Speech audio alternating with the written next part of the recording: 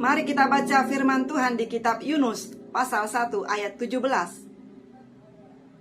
Maka atas penentuan Tuhan datanglah seekor ikan besar yang menelan Yunus, dan Yunus tinggal di dalam perut ikan itu 3 hari 3 malam lamanya. Nabi Yunus bukanlah nabi karbitan atau Tuhan asal comot seseorang dalam sehari lalu mengubahnya menjadi seorang nabi dan mengutusnya ke Niniwe. Kalau kita baca dan pelajari kitab Yunus dari pasal 1 sampai selesai, kita akan mengetahui dari percakapan antara Nabi Yunus dan Tuhan bahwa Yunus sudah cukup lama mengenal sifat Tuhan. Sehingga pada saat Tuhan mengutusnya ke Niniwe menyampaikan firman-Nya, Yunus memilih melarikan diri ke Tarsis. Yunus tahu sifat Tuhan yang penuh belas kasihan. Yunus tahu ketika ia menyampaikan firman Tuhan dan penduduk kota Niniwe itu bertobat dari tingkah laku mereka yang jahat, maka Tuhan bisa menyesal dan mengubah keputusannya tersebut. Hari ini kita akan belajar 2 hal yang menghentikan seseorang masuk dalam rencana Tuhan. Yang pertama, ketika hati tidak sepakat dan seirama dengan hati Tuhan. Yunus sudah cukup lama mengenal Tuhan, namun Yunus tidak sepakat atau seirama dengan Tuhan dalam hal menginginkan penduduk Niniwe bertobat dan diselamatkan.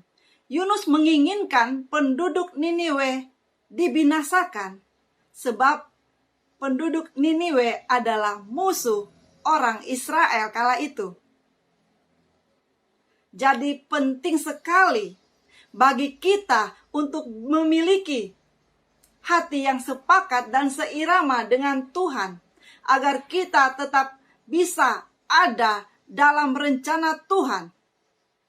Karena kalau kita memiliki hati yang berbeda dengan keinginan Tuhan, Tuhan bisa menghentikan kita.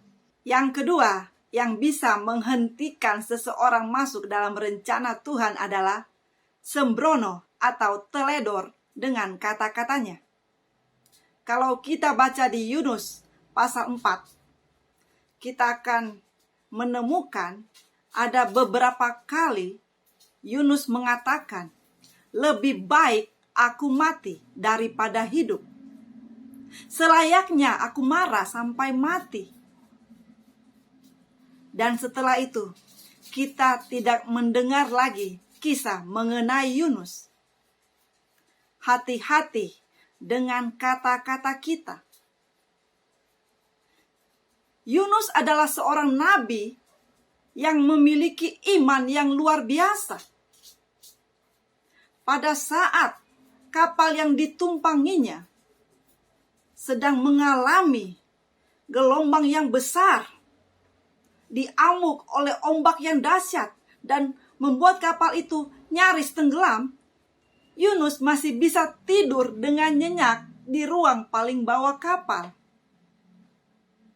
Yunus masih bisa dengan tenang mengatakan kepada orang-orang yang sudah ketakutan, "Campakkanlah aku ke dalam laut, maka laut akan menjadi reda." Coba bayangkan, kalau kita di posisi Yunus, apakah kita berani melakukan hal seperti itu? Yunus tahu sifat Tuhan.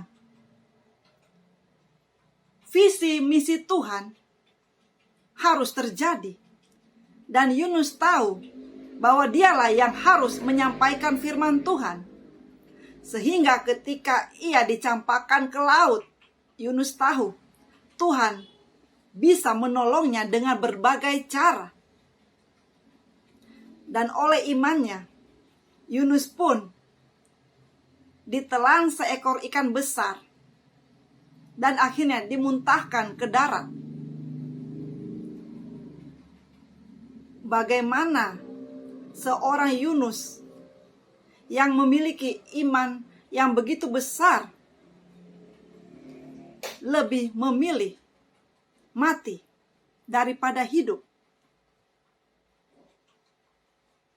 Kita belajar dari Nabi Yunus supaya kita tetap berada di dalam rencana Tuhan dan kita bisa melakukan kehendak Tuhan, memenuhi panggilan hidup kita sampai garis akhir dengan kuat.